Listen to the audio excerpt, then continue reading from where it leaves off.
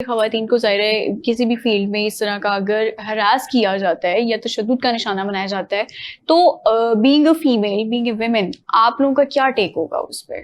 دیکھیے میں تو یہ کہنا چاہوں گی کہ اگر آپ دوسرے کو رسپیکٹ دیتے ہیں نا، لیکن فیمیل ہونے کا یہ مطلب نہیں ہے کہ آپ کسی سے بھی بدتمیزی کریں یا کسی کی بھی رسپیکٹ کو سامنے نہ رکھیں. سامنے کھڑا ہوا اگر مرد ہے نا تو وہ بھی آپ کے لیے قابل عزت ہے. تو اگر آپ اسے رسپیکٹ دیں گی تو میرا یقین ہے کہ وہ بھی آپ سے عزت سے بات کرے گا. اور اس کے باوجود اگر کوئی بدتمیزی کرتا ہے تو ہمارے ادارے ہیں جو کہ بہت ایفیشینٹلی اس پہ کام کر رہے ہیں. آپ پولیس کو اطلاع دیں، آپ اپنے ارد گرد کی انسانیہ کو بتائیں. مجھے لگتا ہے کہ ڈائریکٹلی 1-to-1 ہونا عورت کا معیار نہیں ہے. جیسے ہمارے 15 کی آپ فوری طور پہ جو ہے 15 پہ کال کر کے اور ود ان فیو منٹس جو ہے آپ کو رسپونڈ کر دیں گے. اس کے علاوہ ہماری ویمن پروٹیکشن جو ڈپارٹمنٹ ہے وہاں پر آپ کر سکتے ہیں. میں میم کے ساتھ بالکل اگری کروں گی اس بات پہ کہ ہمیں 1-to-1 نہیں چلنا چاہیے. ایک پروسیجر ہے اس کو فالو اپ کرنا چاہیے. خواتین کے لیے ایک چیز ہوتی ہے بدتمیزی، ایک چیز ہوتی ہے فرمنس. میں ہمیشہ کہتی ہوں بی فرم. ڈاکٹر نرجس میرا بھی پوائنٹ لے لیں، آپ کیونکہ انفلوئنسر بھی ہیں، آپ کو کیا لگتا ہے کہ اس طرح کی ویڈیوز سوشل میڈیا پر آ جانا، اس کے بعد پھر ہر کوئی کامنٹ کر رہا ہوتا ہے، ہر کسی کو پوری بات بھی نہیں پتا ہوتا. جیسے امرین صاحبہ کی تو یہ فیلڈ ہے، ان کو تو پورا معاملہ پتا ہے، لیکن بہت سارے لوگوں کو نہیں بھی پتا ہوتا، وہ بھی کامنٹ کر رہے ہوتے ہیں اور باقی لوگوں کو بھی اس کامنٹ کے چکر میں الٹی سیدھی چیزیں پتا چل رہی ہوتی ہیں. آدھا سچ آدھا جھوٹ جو ہوتا ہے ان کو پتا چل رہا ہوتا ہے. آپ کیسے دیکھتی ہیں؟ اچھا، یہ جو آپ نے بات کی بالکل درست ہے. بات ہوتی کچھ ہے اور سوشل میڈیا پہ آج کل بند کچھ جاتی ہے. اچھا، پھر کمنٹس میں جو لوگ جس طرف بات کو لے کے جا رہے ہوتے ہیں وہ دوسرے اور لوگوں کو پمپ بھی کر رہے ہوتے ہیں اور ایک جو کیپٹل لیٹرز میں آ جا کے کوئی نہ کوئی ایسا ایگریشن بھی شو کر رہے ہوتے ہیں. سوشل میڈیا آج کل نا اپنے آپ ایگریشن نکالنے کا ایک جگہ بن چکی ہوئی ہے جہاں پہ وہ کہتے ہیں کوئی بات آئے اس کی بات کی کھال نکال دیں، چاہے وہ جس فیلڈ سے ہو، جو بات ہو، وہ کہتے ہیں بس اس کو بیشنگ شروع کر دو. وہ آئی تھنک ایک فرسٹریشن نکالنے کی جگہ بن گئی، وچ از رانگ. جس کی جو فیلڈ ہوتی ہے اس بارے میں بات کریں. اور کچھ آئی تھنک جیسے چینلز ہوتے ہیں، کچھ اوتھینٹک لوگ ہوتے ہیں، انہی کو فالو کرنا چاہیے. ہر کوئی جو اٹھ کے بیٹھ کے بات کرنا شروع کر دے، دس از رانگ. بالکل ٹھیک ہے. Just add one thing, I think ایک چیز ہے جیسے کہ میم سٹی ٹریفک پولیس کو ریپرزینٹ کر رہی ہیں and I am representing the legal fraternity. جب آپ کے پاس یہ ایک ٹائٹل ہوتا ہے تو اس میں آٹومیٹکلی آپ کی ٹریننگ میں ہوتا ہے کہ یہ صرف آپ کا ٹائٹل نہیں ہے، یہ آپ کے پروفیشن کا ٹائٹل ہے. اور اس ٹائپ کی جو بیہیویئر ہے، چاہے وہ مرد سے ہو یا عورت سے ہو، وہ اس پروفیشن کو ریپرزینٹ نہیں کرنی چاہیے.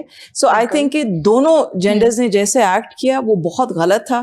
میں دونوں کو ڈیناؤنس کروں گی اور مجھے نہیں لگتا کہ کہیں سے بھی یہ وکالت کے پروفیشن میں اس کی اجازت ہونی چاہیے. ہاں بالکل.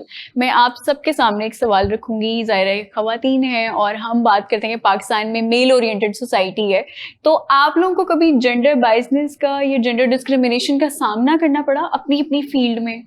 آپ سے شروع کریں گے. ہاں ایبسلیوٹلی. کوئی واقعہ اگر آپ ہمیں بتانا چاہیں، اسٹوری. آئی تھنک مجھے جو زیادہ، بیکاز میں انگلینڈ میں پڑھی، سب سے پہلے جو جینڈر سے پہلے تو ریسزم کا ہوتا ہے کہ ایک پاکستانی لڑکی یہاں پہ آ کے بار کر رہی ہے اور وہاں پہ لا فرمز میں کام کر رہی ہے. آئی تھنک کہ وہاں پہ آئی ریئلائز کہ it was the colour of my skin which was an issue and also fact کہ آپ ایک لڑکی ہیں. تو ایک تو مجھے وہ نظر آیا، مگر آئی تھنک اس سے پھر میری یہ اتنی ٹریننگ ہو گئی کہ جب میں پاکستان آئی اور جب مجھے ریئلائز ہوا کہ میں اکیلی ہوں اور ہائی کورٹ میں اور کوئی لڑکی نہیں ہے جس کے پاس کیس ہے، اور مجھے پھر یہ فرق نہیں پڑا. اور آئی تھنک وہ میں نے اپنے آپ کی ٹریننگ کی، کیونکہ like I said unfortunately as such آپ کے پاس زیادہ مینٹورز بھی نہیں ہیں لڑکیوں کے وکالت کے پروفیشن میں. تو پھر آپ کو ایٹ لیسٹ میں نے اپنے آپ کو یہ کہا کہ فکر نہیں کرو کہ تم لڑکی ہو، تم اپنے، اور یہ میں اپنے اسٹوڈنٹس کو کہتی ہوں الحمدللہ میں نے ابھی اتنے بچوں کو پڑھا لیا ہے کہ میں کوشش یہی کرتی ہوں کہ اپنا جینڈر جو ہے نا اپنے گھر پہ چھوڑ کے آیا کریں. آپ جو ہے نا صرف اپنے وکالت کا کیا کام ہے کہ آپ اپنے کلائنٹ کی بات جج کو بتانا چاہ رہے ہیں ان دا بیسٹ پاسبل مینر. اور اگر آپ وہ بتا دیں گے اور آپ کیس جیت جائیں گے. اگر نہیں بتائیں گے ود دا پراپر لا تو آپ عورت ہوں یا آدمی ہوں، اور اگر آپ پلیڈ اس کو کہتے ہیں ایڈوکیسی، اگر آپ کے پاس اسکلز نہیں ہیں تو پھر آپ کیس ہار جائیں گے. سو یہ کانفیڈنس آئی تھنک ہونی چاہیے اور یہ ہر پروفیشن میں ہونا چاہیے. صوفی صاحبہ، آپ کے میں پوچھنا چاہوں گی جو 350 بچے ہیں اس میں میل فیمیل بچوں کی کیا ریشو ہے؟ کیا آپ کو کیا لگتا ہے کہ جو بچے ابینڈن کر دیے جاتے ہیں وہ بچیوں کو زیادہ کیا جاتا ہے, بچوں کو زیادہ کیا جاتا ہے؟ آپ کے پاس کون سی تعداد ہے, اور پھر آپ کس طرح سے ان کی پرورش کو لے کر چل رہی ہیں کہ جینڈر ڈسکریمنیشن نہ ہو سکے فیوچر میں بھی بچوں کے ساتھ؟ مجھے لگتا ہے کہ بچے ہمارے پاس زیادہ اس وجہ سے ہوتے ہیں بوائز, کیونکہ فیملیز جو ہیں لیٹس سے کسی کے فادر نہیں رہے, کسی کے مدر نہیں رہی, یا ایون کسی کے چچا تایا ہیں, تو ہمارے معاشرے میں ایک اچھی چیز جو ہے وہ یہ بھی ہے کہ یہاں پہ بچیوں کو ذرا کم گھر سے نکالا جاتا ہے. وہ چچا تایا کے گھر, کہیں نہ کہیں خالہ کے گھر, پھپھو کے گھر رہ کے ان کو بڑا کر لیا جاتا ہے. بٹ بیٹوں کو وہ کہتے ہیں کہ ٹھیک ہے یہ اچھی پرورش کے لیے چلے جائیں یا اچھی ایجوکیشن مل جائے گی. تو مجھے لگتا ہے کہ اس وجہ سے بچیاں ہمارے پاس ذرا کم تعداد میں, لیکن اس کے باوجود بھی جو بچیاں آتی ہیں وہ پھر بہت ہی ٹراما سے آتی ہیں. وہ ایسی بچیاں آتی ہیں جن کے رہنے کا کوئی سوال ہی پیدا نہیں ہوتا, یا جن کو رکھنے کا بالکل کوئی تصور ہی نہیں کیا جاتا. کوئی بھی فیملی جس میں چچا تایا ہوں یا ایکسٹینڈیڈ فیملی ہو, بے شک غربت ہے, لیکن وہ اپنی بچی کو گھر سے نہیں نکالتے. اچھا ٹھیک ہے. فہمیدہ صاحبہ آپ کی طرف بھی آنا چاہوں گی.